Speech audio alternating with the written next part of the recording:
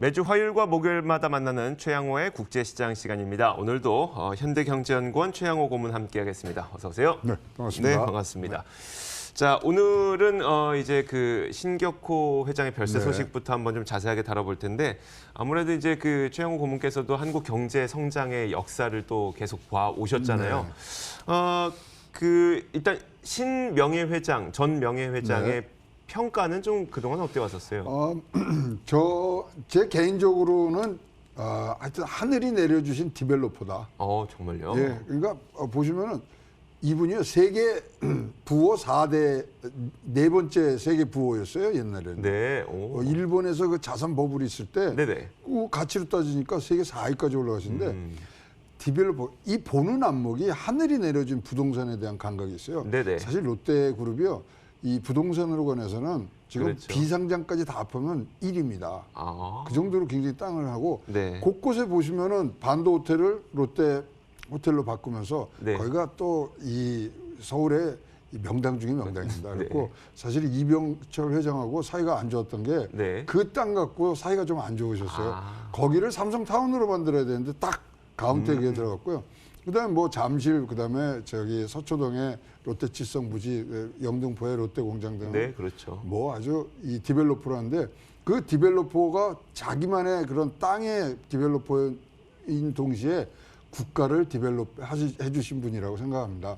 당시에 다른 재벌들은 뭐 중화학이나 자동차, 뭐 건설 이쪽으로 갔지만 국민들 실생활에 소위 말하는 매일 그냥 생활이 즐겁게 하는 그런 제품들을 생산하면서 우리가 경제는 성장을 하지만 경제가 발전도 해야 되거든요. 그렇죠. 그거에서의 맥을 맞춰주신 분이고요. 이렇게 또 가만히 이제 세계적인 역사를 보면은 이 한 국가나 한 세대가 이 굉장히 발전을 할 때는요. 집단적으로 굉장히 유명하신 분들이 같이 나와요. 미국에 보면 뭐 벤더빌트, 카네기, 그다음에 포드 한 시대에 나오거든요. 우리나라도 똑같이 나왔습니다. 이병철, 정주영, 뭐 최종현, 구인회 등등해서 재벌들이 한꺼번에 나오고 그게 계속 연결이 되면서 사회가 경제적으로 성장하고 발전하는데 그 중에 굉장히 큰 획을 거셨고요. 그러다 보니까 뭐 우리나라뿐만 아니라 전 세계 언론에서 우리 최양호의 국제시장이 관련되는 나라에서 다 언론들이 뭐 탑으로 지금 다루고 있습니다. 그러니까요. 블룸버그 같은 경우도 한강의 기적이라는 특별한 산업화를 이룬 마지막 세대가 같다. 로이터도 주요 재벌의 창립자 중에 한 분이 같다. 그래서 우리도 이제 한 세대가 뭐 마감이 되는 그런 분위기가 있습니다만 그 다음 세대들이 지금 어떤 꿈틀거리는 힘들이 보죠. 3세대들이 쫙 전면에 지금 배치하잖아요. 그래서 야 이건 좋은 기운이다. 그래서 지금 이제 항상 한 나라의 경제 발전에 집단 지도자들이 나오는 모습들을 봤기 때문에 또 한면으로는 큰 기대를 갖게 하는 그런 부분들도 있습니다. 알겠습니다. 롯데그룹은 지금 3세대가 아니죠? 그렇죠. 이제 정말 좀 2세대, 약간 2세대, 특이하게 다른 재벌 그룹들은 지금 다 3세대 경영을 하고 있는데 롯데그룹만이 지금 2세대 경영 체제예요. 뭐 그래서 그런지는 모르겠지만 일단 그 뭐 지배권 분란도 좀 있었고, 근데 결국 이제 앞으로 이제 신격호 회장이 떠난 상황에서 롯데의 지배 구조는 어떻게 변화가 될까요? 이제 이 역사를 좀 우리가 얘기를 하자면 신격호 회장이 제일 싫어하는 게 차입금입니다. 차입금. 네네. 차입금을 하여튼 쓸 수 있는 만큼은 쓰지만 남에게 피해를 주지 않는 범위에서 쓴다는 원칙을 갖고 있는데 차입금을 외부에서 안 쓰다 보니까 이 소위 말하는 순환 출자고리가요. 많을 때는 74만 개까지 있었어요. 74만 개요? 그거를 그러니까 이쪽에서 계열사에서 받아서 넣고 뭐 이런 하다 보니까 이제 그거를 정리하는 과정인데 그러다 보니까 희한하게 이게 한쪽으로 몰리지가 않고요. 굉장히 지분이 뭐 흩어져 있습니다. 그래서 지금 현재의 관계는 일본 롯데가 지금 한국 롯데를 지배하는 구조로 외부에서 보이거든요. 롯데 홀딩스라든가 이런 데인데 또 홀딩스의 최대 지주라는 광윤사가 또 신동주 전 부회장의 또 이 뭐 막강한 영향력을 미치기 때문에 그 고리를 끊어야 됩니다. 그래서 현재 조심스럽습니다만 많은 사람과 저 의견이 좀 다릅니다. 이 부분에서는 한국과 일본의 롯데, 완롯데를 지금 갖고 있습니다만 이번 계기로 인해서 지금 화면에 나오고 있는 게 저거는, 이전에 예, 줄어서 지금 저렇게 된 거죠. 저게 지배 구조가 74만 개까지 있었고요. 네네. 그거를 이제 줄여가는 과정이 있고 그 줄여가는 과정에 지금 가장 큰 이벤트가 호텔 롯데 상장이죠. 상장, 네네. 호텔 롯데 상장은 다른 의미가 있는 게 아니고요. 롯데홀딩스 일본에 있는 지주회사의 지분을 희석시켜야지만 이 소위 말하는 한일 간의 관계가 끊어집니다. 정리가 됩니다. 그래서 저는 요번에 조심스러운 이 전망입니다만은 계열 분리까지도 우리가 생각을 해야 된다. 롯데 일본 롯데와 한국 롯데가 서로는 이제 나눠줘야 되는 부분이 있고요. 특히 이제 신동빈 회장이 지금 추구하는 것은 유통산업의 재건, 그다음에 화학을 중심으로 한 신사업의 추진 이런 부분들이 있는데요. 사실 이제 방점은 화학과 금융에 지금 박혀 있거든요. 네네. 따라서 이 계열 분리를 함으로써 두 형제 간에 좀 나눠 갖는 것이 향후 성장을 할 수 있는 동력을 구하는 데는 훨씬 더 유리하지 않겠느냐는 저 나름대로 판단이 있습니다만 제가 그 기억을 떠올려 보자면 2015년에 그 동빈 동주 그렇죠. 형제 난이 있었을 때 막판 판세 뒤집기가 이런 식으로 이루어졌던 걸로 저는 기억을 하고 있거든요. 그러니까 일단 신동주 전 부회장이 신격호 회장을 앞세워서 그렇죠. 네. 내가 이곳의 주인이야라고 했는데 네. 법원에서 신격호 회장에게 지금 제대로 된 판단을 내릴 수 있는지 좀 의구스럽습니다. 그래서 한정인을 붙여주다 보니까 이제 신동주 전 부회장이 이제 뒤로 물러나게 될 수밖에 없었다. 네. 그러면서 이제 신동빈 회장이 이제 올라서게 된 그런 일이었었는데, 그럼 앞으로의 전개 상황은 이 두 사람이 싸우는 것이 아니라 호텔 롯데 상장을 통해서 일본을 희석시키는 방향으로 진행될 것 같다는. 네, 그렇습니다. 그 방향으로 이제 벌써 그거는 정해져 있는 거고요. 네네. 그 이제 때를 기다리는 거고, 일단 추는 신동빈 회장 쪽으로 넘어왔죠. 네네. 넘어왔기 때문에 그럼 정리를 어떻게 해가느냐에 신동빈 회장의 그런 이 소위 말하는 새로운 롯데 100년의 밑그림들이 이제 나오기 시작하니까 이제 그거를 봐야 되고요. 현재로 그러면요, 잠시만요.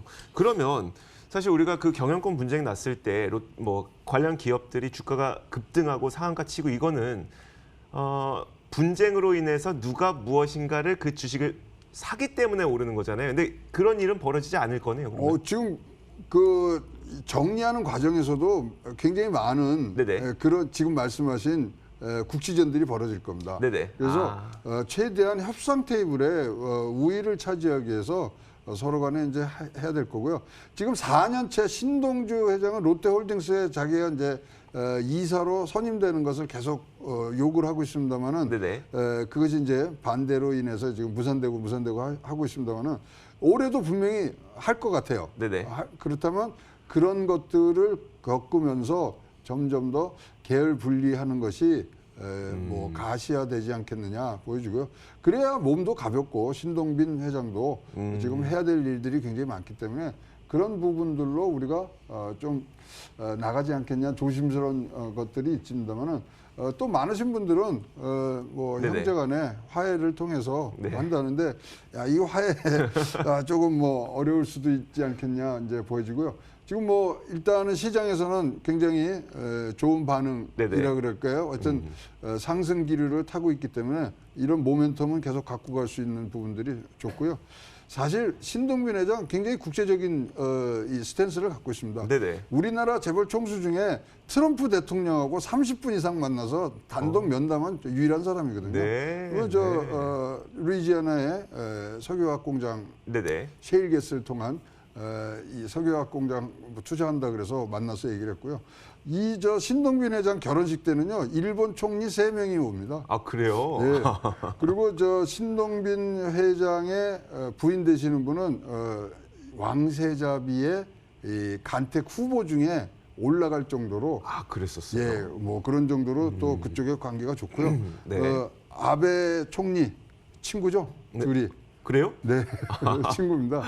그래서 뭐 한일 관계에서도 조금 역할을 좀 뭐 부탁을 드리고 싶고 역할을 할 수 있는. 사실 IMF 때도 우리 신격호 회장님께 고맙다는 말씀을 꼭 드리고 싶은 거는 네. 사실 사재를 2천만 달러를 그때 사재를 투입을 하고요. 5억 달러 외자를 도입을 해갖고 오고 또 사실 그때 이제 일본에서 왜 한국에다가 투자하느냐 이러한 굉장히 비난이 많았기 때문에 네네. 외교 행랑에다가 또 한국의 뭐 외환들이 부족하니까 갖고 오시고 그래서 사실 왜 IMF 때 많은 도움을 주신 거에 대해서 네네. 감사드리고 사실 또 IMF 때 구조조정 없이 넘어간 회사 중에 하나가 롯데입니다. 그래요. 차입금이 없었어요. 아, 그렇겠네. 예. 그래서 어쨌든 간에 지금 롯데타워라는 마지막 이 수건 사업이었었죠. 예, 했었는데 그 555m, 네네. 그다음에 세계 5위, 123층 그거를 잘 이제 후세들이 잘 이제 운영을 하도록 그렇게 롯데가 발전을 했으면 좋겠습니다. 네, 알겠습니다. 자, 저희도 사실 기업이 발전을 하게 되면 그 기업에 또 세금을 내주니까 국가도 그렇죠. 함께 발전하는 거라서요. 저희도 기업의 발전을 좀 응원하도록 하겠습니다. 자, 다보스 포럼 이야기 잠깐 짚어보고 넘어갈 텐데 이번 다보스 포럼의 주된 의제가 약간 추상적이더라고요. 기후 변화, 뭐 지속 가능 성장, 또 뭐 그러니까 4차 산업혁명 할 때도 사실 그때는 추상적이라고 느꼈어요. 근데 네. 좀 시간이 지나 보니까 아, 이거 투자의 기회다 느꼈었거든요.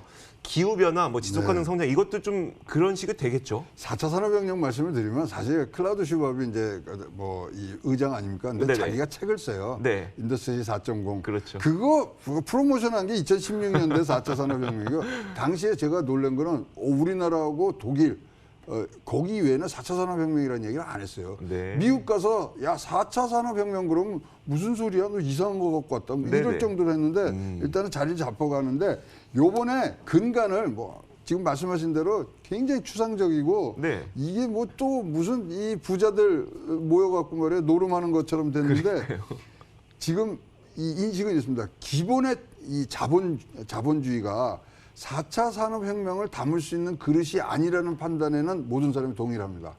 그것에 대해서 올해 토의를 하는 겁니다. 더 이상 기존의 자본주의가 현 시대를 제대로 반영하지 못한다는 네네. 그러한 자각 속에 이제 문제의식을 바탕으로 해서 그러면 이제 다양한 이해관계자들을 어떤 식으로 결속시키고 네. 그 결속시킨 가운데 이해관계자들의 관계 설정을 어떻게 하면서 결속력을 강화한다. 이게 흐름이라고 보시면 되니까 새로운 자본주의의 등장을 알리는 서곡이라고 보여지고요. 분명히 내년도에 뭐 안 봐도 이건 비대오인데요. 내년에 새로운 자본주의의 이름이 나올 겁니다. 이번에는 자본주의 4.0이라는 얘기를 하는데 네네. 그 부분을 넘어서는 무엇인가가 클라우드 슈밥이 또 만들고 있는 그런 모습이 지금 보이고 있고요. 네. 이렇게 된다 그러면 이제 내년도라는 이 명제를 놨을 때는 올해 이제 트럼프가 가서 네네. 어떤 기초도 조금 서로 의견을 나눌 수가 있는 부분들이 있고요. 재선을 통해서 네네. 등등의 새로운 물결의 어떤 흐름을 다른 때보다는 좀 강하게 느끼고 있습니다. 알겠습니다. 아 근데 저도 이제 다보스 포럼과 관련된 외신을 보다 보니까 부자들이 모여갖고 이런 얘기를 했대요.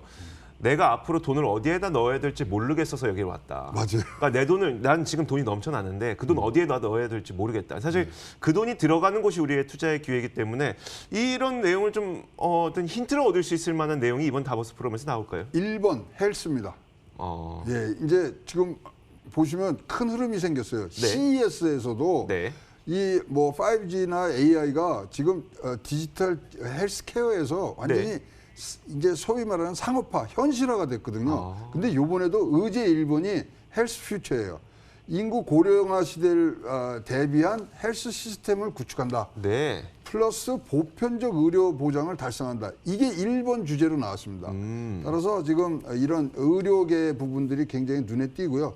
그러다 보니까 자연스럽게 쫓아오는 게 기후, 네네. 환경, 보건에 관련된 이런 네. 부분들이 굉장히 많이 지금 눈에 띕니다. 따라서 이 굉장히 구체적인 얘기로 들어간다 그러면은 헬스 부분이 제일 눈에 띄고요. 그 다음에 눈에 띄는 게 뭐냐면 이번에 가장 많이 나올 얘기 중에 하나가 교육입니다. 교육. 예, 교육 네. 4.0이라는 얘기가 나오고요. 기술혁명의 노동시장 변화를 어떤 식으로 재교육시키고 학습시키느냐. 네. 따라서 개인의 경쟁력 유치라든가 그다음에 경제적 기회 확보를 위한 교육의 확대 이 두 가지가 새롭고 네. 또 새로운 자본주의를 얘기하면서 새롭게 등장하기 때문에 투자의 기회로 우리가 볼 수 있는 부분들이 있다고 생각을 합니다. 네, 알겠습니다. 그러니까 저희가 다보스 포럼이 워낙 추상적이에요. 뭐 주제도 추상적이고 네. 그 사이에서 이야기하는 내용도 추상적이고 그런데 신기하게도 다보스 포럼에서 내용을 이야기하는 대로 세상은 많이 흘러가더라고요. 맞습니다. 아무래도 돈 많은 부자들이 거기에 돈을 넣기 때문에 그렇겠죠. 아니, 자기네들이 만들어가는 거예요. 그러니까요. 예, 그런 네. 흐름을 만들어간 거. 사실 클라우드 슈밥이라는 우리 독일 할리먼 원장님께서는 네네. 좀 추상적인 분이세요. 네네. 위에 공중에서 떠다니시는 분인데 그럼에도 불구하고 월드 이코노믹 포럼이라는 걸 통해서 경제적인 부분들을 쭉 가기 때문에 네네. 올해 저는 새롭게 본 키워드는 건강과 교육이었습니다. 알겠습니다. 자, 지금까지 현대경제연구원 최양호 고문과 함께 이야기 나눠봤습니다. 고맙습니다. 자, 굿모닝 530 글로벌 1부 마치도록 하겠습니다. 10분 동안 광고 보시고 저희는 잠시 후 2부에서 더 많은 내용 들고 돌아오도록 하겠습니다. 잠시 후에 뵙겠습니다.